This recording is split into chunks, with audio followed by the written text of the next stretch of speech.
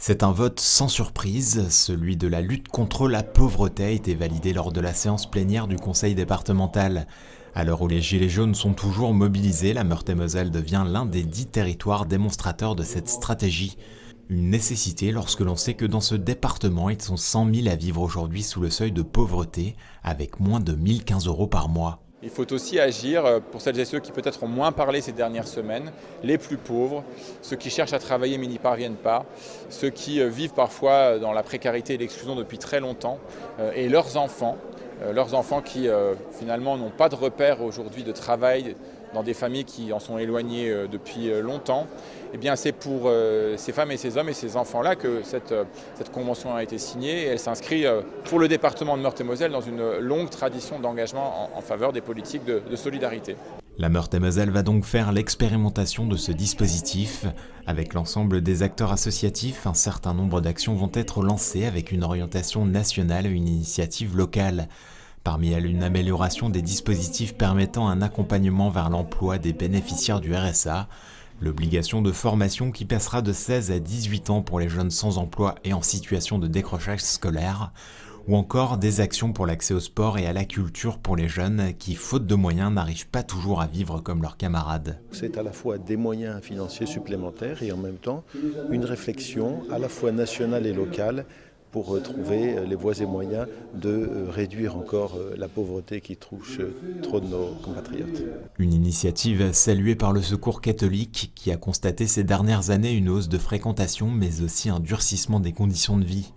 10 000 familles ont été ainsi accueillies en 2018 avec une hausse des familles monoparentales. C'est, je crois, essentiel que des personnes, que des groupes, que des collectivités osent sortir peut-être, je l'espère en tout cas, sortir de leur fonctionnement habituel pour oser des expériences, pour oser des rencontres, oser des partenariats ou susciter des partenariats et qui ensuite pourront être, je l'espère aussi, s'ils sont fructueux, élargis à d'autres départements et à toute la France. Dès le 1er janvier 2019, ce dispositif sera mis en place avec l'ambition de tout un territoire d'être uni dans sa détermination à mettre fin à la pauvreté.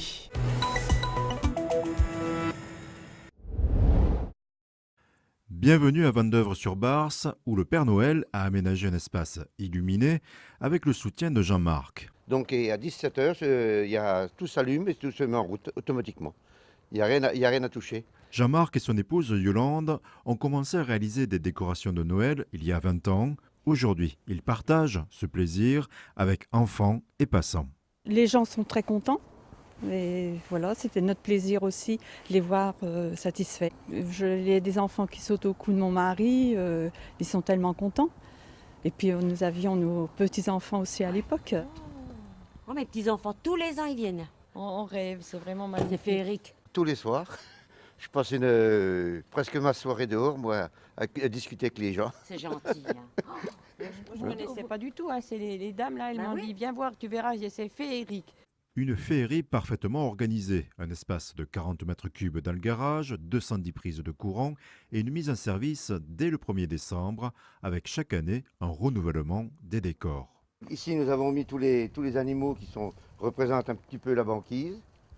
En face, nous avons le coin un petit peu sport d'hiver. Et puis là-bas, l'autre côté, c'est le coin village du Père Noël. Alors le thème, c'est des sports d'hiver avec le télésiège qui fonctionne.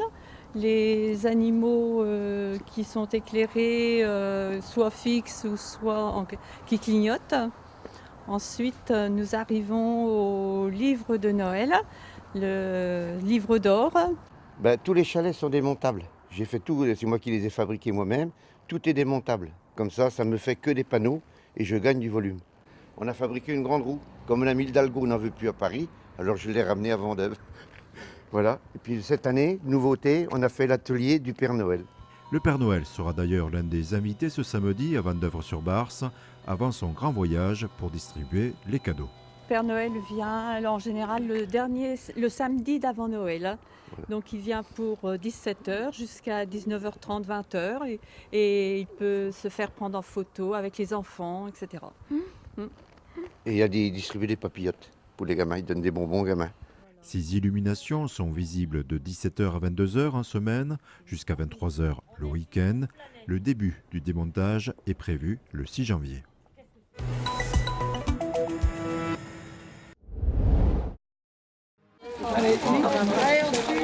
Parcours inédit au Théâtre du Peuple ce week-end. Par groupe de 15, le spectateur suit tout d'abord le guide. Mais où vont-ils ? Busan souffle l'esprit, donc on va suivre l'esprit. Le concept est intéressant, c'est la grande surprise. C'est quoi le concept là ? On ne sait pas. Ni le lieu, ni les pièces. C'est la surprise. Destination, un lieu défraîchi. Arrivé dans une colonie de Busan, le public est réparti dans des espaces différents. Cuisine, chambre, réfectoire sont animés par 12 comédiens. 5 textes ont été écrits et mis en scène pour le Théâtre du Peuple par des auteurs contemporains inspirés des légendes et autres faits divers lugubres. Beau corbeau. Ne m'appelle pas Corbeau, sale maudite. Ça m'intéressait de voir comment toujours des poètes, des écrivains s'emparent du réel pour le transcender avec leur écriture.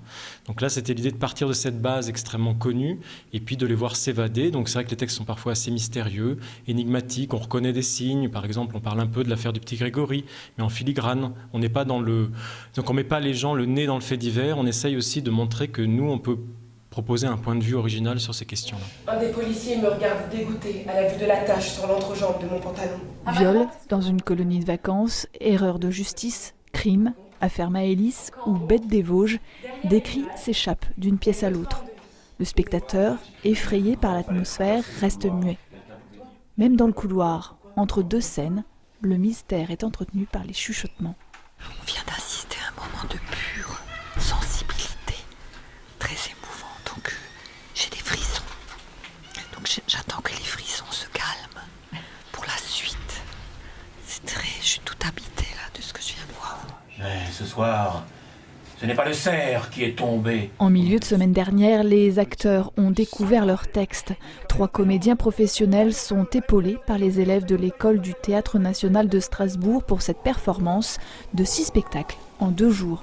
Par jour, c'est 30 représentations de chaque pièce. Donc en tout, on est 5 équipes. Donc on joue 150 fois dans le week-end. Et puis c'est un pari pour toute l'équipe parce que tous les permanents du théâtre sont là pour servir de guide pour les spectateurs. L'équipe technique est également sur le feu pour s'assurer que tout va bien. Condensé d'un paysage de l'écriture contemporaine en France, ce spectacle éphémère intitulé « Faits divers » aura marqué les esprits. Les textes n'auront une vie après Busan qu'en fonction de la volonté des auteurs.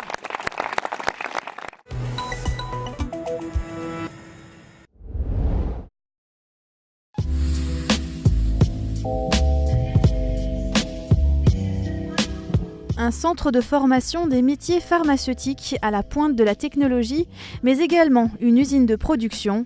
L'école-usine EASE est actuellement en cours d'inauguration. EASE pour European Aseptic and Sterile Environment Training Center, le lieu est un outil pédagogique qui permet aux étudiants d'acquérir les gestes et procédures dans les milieux aseptisés ou salles blanches. Il est également un lieu d'immersion professionnelle conçu comme un véritable site de production. Alors, EASE, une usine ou une école ? Les deux, mon général. Donc, c'est une usine qui fonctionne comme une usine, c'est-à-dire qu'on a des lignes de production, 3 lignes de production pharmaceutiques et biopharmaceutiques. Biopharmaceutiques pour fabriquer des protéines compliquées ou des vaccins, par exemple. Et une ligne d'injectables. Donc, l'injectable, c'est le modèle du petit liquide qu'on injecte qui répond à des exigences extrêmement particulières de stérilité. Et on accueille également une ligne de procédés de fabrication de formes solides, des comprimés ou des gélules. Et on va jusqu'à leur emballage en blister, comme celui que vous trouvez dans les boîtes de produits pharmaceutiques que vous achetez à la pharmacie. Ici, aucun produit n'est commercialisé. Ils seront souvent réutilisés, dégradés, conservés parfois pour entrer dans une défothèque afin d'évaluer les erreurs commises. Près de 1000 personnes ont déjà poussé les portes de cette école-usine qui se veut être un pôle d'excellence européen au sein de l'Université de Strasbourg. On peut témoigner de l'excellence régionale dans les industries de santé. Mais aussi on témoigne aussi d'avoir une longueur d'avance en termes de stratégie de l'industrie du futur, puisqu'on a un partenariat, on a été choisi par le Boston Consulting Group pour être accompagné et accompagner toute la région vers la mise en œuvre d'outils pour mesurer la performance, digitaliser tout l'ensemble des procédés, des procédures. Donc on a un ensemble d'acteurs qui nous accompagnent pour qu'on puisse faire tester aussi par nos apprenants en conditions réelles des outils hyper innovants. Et donc on est très très content de pouvoir faire ça et proposer ça à nos apprenants et à nos partenaires industriels. Le centre de formation pourra accueillir différents types de profils, étudiants en parcours initial, formation continue ou personnes en requalification. EASE serait un outil innovant en réponse aux besoins actuels des industriels de santé en pleine mutation.